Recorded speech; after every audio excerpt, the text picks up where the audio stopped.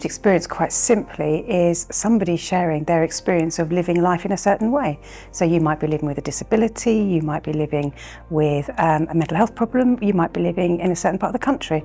So lived experience is just simply telling your story as you have lived it.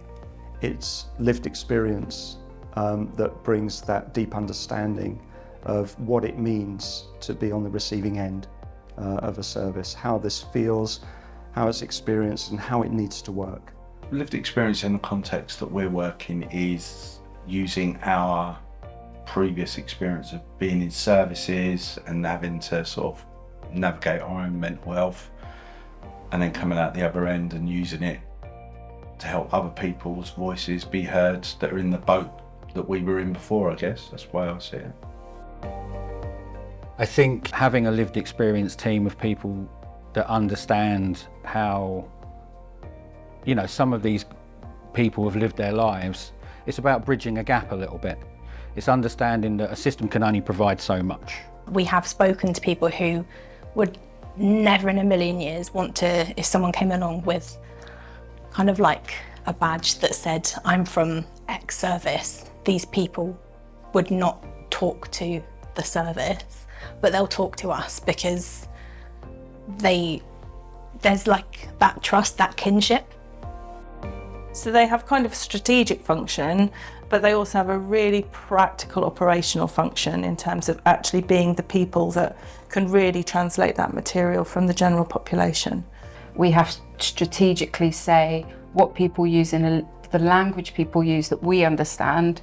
Yeah. We also understand the clinical and the business sort of speak. So we also act as a translation pathway between the service user or the person experiencing a mental health problem to then the commissioners and the clinicians, strategic partners.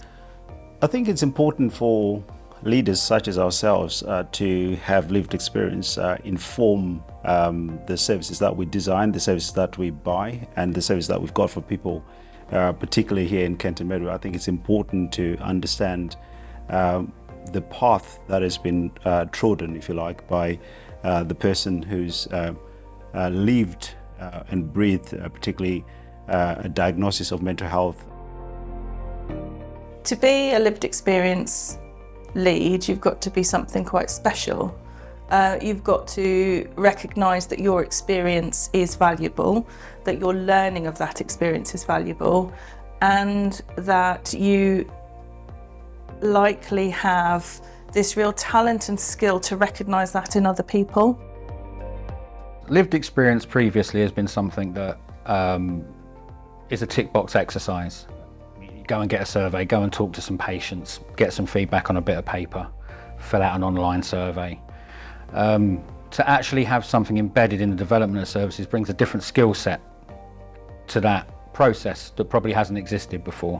What excites me about it is that you can see right before your eyes just how much energy and life comes into the room with leaders, decision makers, professionals in the health and social care system when they are working side by side with people with learning disabilities and autistic people as genuine equals. It's cutting across every single piece of work that we do.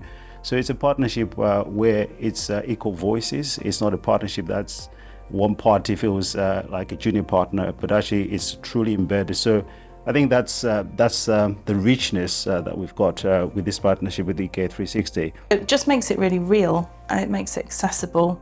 It makes us accountable, and that's really important as a public service. We cannot be talking about services without lived experience being at the heart of what we do. I think it's integral to everything that we do.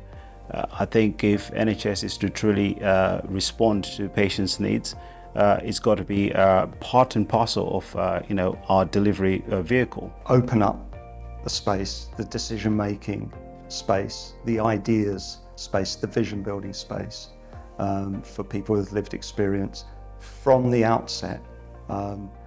Put aside the agenda, put aside the assumptions, and welcome people in. And you'll get that energy, you'll get that complementary expertise, all just in the mix as you work together. We need more people to fulfill a function of lived experience to come in. They need to be given proper jobs with proper pay, proper authority. They need to be valued organisationally as much as any other professional, because they are a professional, and their experience makes them such. At the heart of co-production, it's the simple premise that you and I are equal with anybody else in a different role. So I may be the head of a hospital, but I'm equal when it comes to somebody who has been in that hospital and had some treatment, because we're all individuals, we're all people, and we all have different experiences. So the excitement for me is in the equality and the recognising of the different values that people bring in their sharing of experiences. I can't see a healthcare service in the UK that will survive or claim to deliver for the patients or for the people of this country without lived experience being at the heart of it.